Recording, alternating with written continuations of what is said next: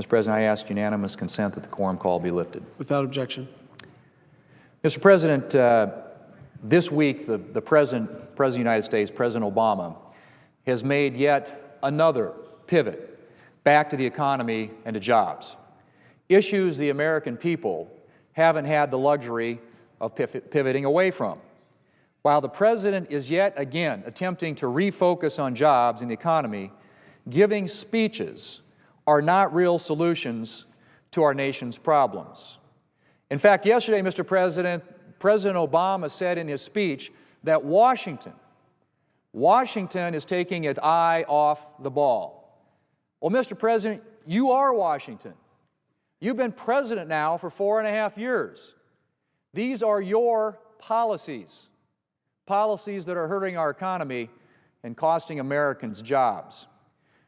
As for taking your eye off the ball, the President appears to be swinging with his eyes closed to the impact that his policies are having on the economy in this country. You don't have to look very far, Mr. President, to see what the impact of those policies is. The ObamaCare legislation is having a crushing impact on jobs in this country, a crushing impact on the economy. You look at the unemployment rate, it's still at over 7.5%, and it's been there now for 54 months. That's the worst job record of any president since the Great Depression. And the President's signature law, as I mentioned, ObamaCare, continues to hamstring the job market. In June alone, the last month for which we have data, 322,000 Americans were forced into part-time employment status. These are people who otherwise would have been willing to work full-time. But because of these policies that are encouraging more employers to push their employees into part-time status, you have 322,000 individuals in this country who want to work full-time that are now having to work part-time. Obamacare and other policies put forward by this administration have been probably the best thing that's happened to part-time jobs, Mr. President. Unfortunately, for most Americans, they want to be working full-time. A recent Chamber of Commerce survey shows that nearly 75% of small businesses are firing workers or cutting hours. As implementation of the Obamacare law continues, the number of small business owners who take these steps, unfortunately, is only going to increase. According to a recent Wall Street Journal article, Rod Carstensen, owner of 11 Del Taco restaurants around Denver, began in April converting his mostly full-time workforce into one comprising mostly part-time help to minimize his health care costs. He is plowing ahead despite the Obamacare administration's reprieve, he said, because, and I quote, "We need to get there anyway, and it will take until January 1st of 2015 to make this transition," end quote. He's referring, of course, to the employer mandate, which the President has chosen to delay for this next year when it was supposed to take effect until January 1 of 2015. Most employers, unfortunately, are not taking great consolation in the fact that this is being delayed by a year. They know at some point they're going to have to comply with it.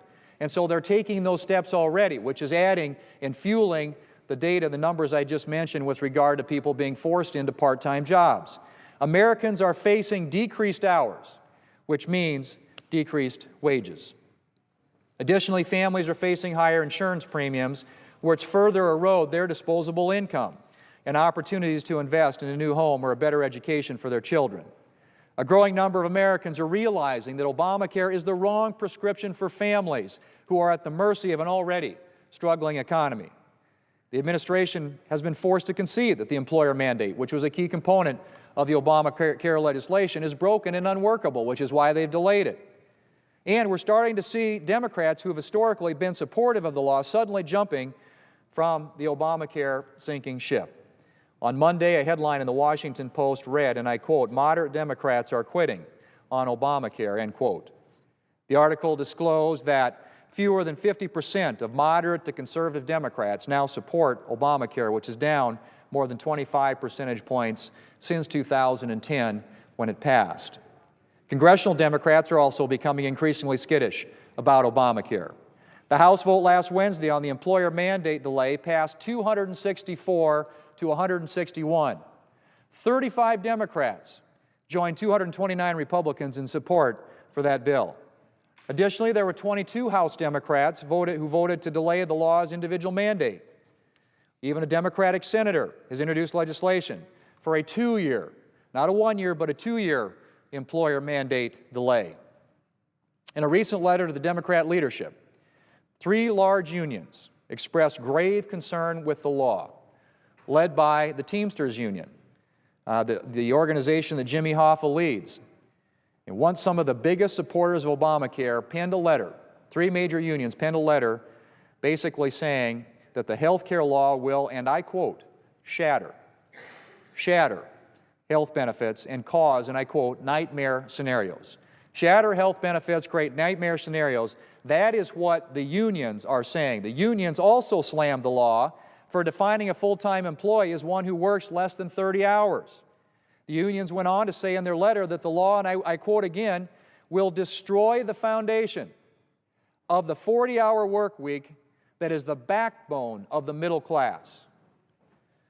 Mr. President, and I end quote again, Mr. President, it's very clear that even those who were vocal, those who vigorously defended and supported the Obamacare legislation recognize this is not working and are making it abundantly clear in the statements that they're now making. Just yesterday, as I mentioned, the President delivered a speech aiming to yet again pivot, as he says, back to jobs and the economy. He used this speech to kick off another campaign-style tour of speeches in hopes that touting his continued commitment to an economic recovery will overshadow these harsh realities of Obamacare and other economic woes that plague this country. During yesterday's speech, the President claimed that he is dedicated to the middle class and growing the economy from, quote, the middle out. Well, Mr. President, what do these concerns tell you about the state of the middle class? Hardworking Americans are now fearful about their job security, about their health care coverage, and their ability to make ends meet, all because of this catastrophic law. The President's strongest political allies, who represent millions of workers, say the President's signature domestic achievement is, and I quote again, destroying the backbone of the middle class. Well, Mr. President, although the President continues to pivot to and away from these issues, Senate Republicans have remained focused on creating jobs and growth in this country. It is time for a real recovery. The American people are ready to get back to work. For 54 months now, we've seen unemployment at or above 7.5%. And that number does not reflect the people who've given up looking for work. Now, let's remove the heavy hand of Washington regulations from our job creators. Let's create certainty for employers so they might hire new employees, not cut the hours of those they already have. Let's spare the middle class from premium increases. Seen studies all over the place that suggest for families, for individuals, that premiums across this country are going up. According to Kaiser, for families, $2,500. Well, in order to achieve the goals of addressing these issues in our economy, Mr. President, we have got to start with a permanent delay of Obamacare for all Americans. Not just for the employers, not just the employer mandate, but the individual mandate, the other regulations that are 20,000 pages high, 7.5 feet tall, is the number of regulations that have already been promulgated to implement this law. And it continues to grow by the week. We didn't need a 2,700-page bill. We didn't need 20,000 pages of regulations to address the problems that we have in our health care delivery system and health care coverage system today, Mr. President, but that's what we got. But the President's jobs-killing tactics don't stop just at health care.